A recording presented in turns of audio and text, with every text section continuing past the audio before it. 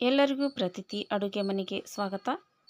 ಇಲ್ಲಿ ನಾನು ಕುಂಬಳಕಾಯಿ ಬೆಳೆಸ್ಕೊಂಡು ಗಾರ್ಗಿ ಮಾಡೋದು ಹೆಂಗೆ ಅನ್ನೋದನ್ನು ಹೇಳ್ಕೊಡ್ತೇನೆ ರೀ. ಇದು ಕುಂಬಳಕಾಯಿದು ಸ್ವೀಟ್ ರೆಸಿಪಿ. ಕುಂಬಳಕಾಯಿ ತೊಗೊಂಡು ಈ ಥರ ಹೆರ್ಜ್ಕೋಬೇಕ್ರಿ. ಅದನ್ನೆಲ್ಲ ಸಿಪ್ಪಿ ಅಷ್ಟ ಬಿಡಬೇಕು. ಈ ಥರ ಸಿಪ್ಪಿ ಅಷ್ಟ ಬಿಟ್ಟು ಒಳಗಿಂದೆಲ್ಲ ಹೆರ್ಜ್ಕೋಬೇಕು. ನಂತರ ಹೆರ್ಜಿದ್ದನ್ನು ಒಂದು ಪಾತ್ರೆಗೆ ಹಾಕ್ಕೋಬೇಕ್ರಿ.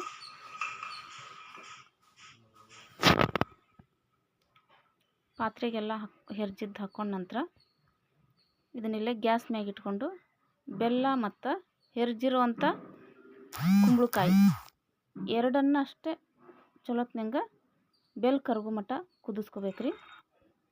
ಇದು ಈ ಥರ ಬೆಲ್ಲೆಲ್ಲ ಕರಗಿ ಕುದ್ದ ಮೇಲೆ ಇಲ್ಲಿ ನಾನು 2 ಗ್ಲಾಸ್ನಷ್ಟು ಗೋಧಿ ಹಿಟ್ಟು ಹಾಕ್ಕೊಳತ್ತೇನೆ ರೀ. ಚಪಾತಿ ಮಾಡ್ತಿರಲ್ಲ ಅದನ್ನು ಹಾಕ್ಕೋಬೇಕು.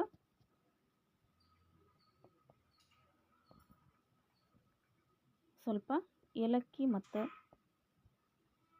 ಶುಂಠಿ ಪೌಡ್ರನ್ನ ಹಾಕ್ಕೊಳತ್ತೀನಿ. ಹಾಕ್ಕೊಂಡ ನಂತರ ಇದನ್ನು ಪೂರ್ತಿ ಮಿಕ್ಸ್ ಮಾಡಬೇಕು. ಈ ಥರ ಚಲೋತ್ನಂಗೆ ಮಿಕ್ಸ್ ಮಾಡಿದ ನಂತರ ಆರಾಕ್ ಬಿಡ್ಬೇಕು. ಸ್ವಲ್ಪ ಆರಿದ ನಂತರ ಈ ಥರ ಚಲೋತ್ನಂಗೆ ನಾದಬೇಕು. ಗಂಟದು ಇದ್ರೆಲ್ಲ ಹೋಕ್ಕವು. ನಾದಿದ ಮೇಲೆ ಕೈ ಸ್ವಲ್ಪ ಎಣ್ಣೆ ಹಚ್ಕೊಂಡು ಸ್ವಲ್ಪ ಹಿಟ್ಟು ತಗೊಂಡು ಈ ಥರ ರೌಂಡಾಗಿ ಮಾಡಬೇಕು. ಅವ್ನು ಮಾಡೋರಾಗೆ ಅಂದ್ರೆ ಸ್ವಲ್ಪ ಎಣ್ಣೆ ಬಿಸಿ ಇಟ್ಕೊಳ್ಳೋಣ ಅಂತ. ಎಣ್ಣೆ ಬಿಸಿ ಆಗೋ ತನಕ ಅಂದ್ರೆ ಇವ್ನು ಮಾಡ್ಕೊಂಬಿಡೋಣ. ಎಣ್ಣೆ ಕಾದ ನಂತರ ಒಂದೊಂದಾಗಿ ಮಾಡಿಟ್ಕೊಂಡಂಥ